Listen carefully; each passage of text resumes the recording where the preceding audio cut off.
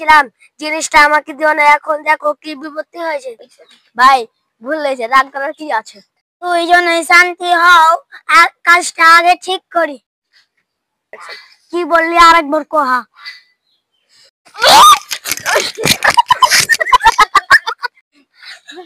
এসব করে কোনো লাভ নাই, কথা বলে সমাধান করো।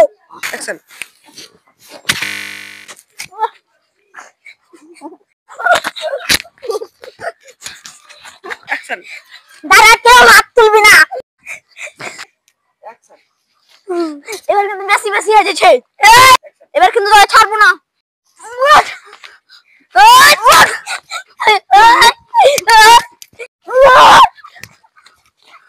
তোমরা দুজন ভুল করছো, তোমরা যে যে জিনিসটা মারা মনে করছো এই জিনিসটা আমার কাছে।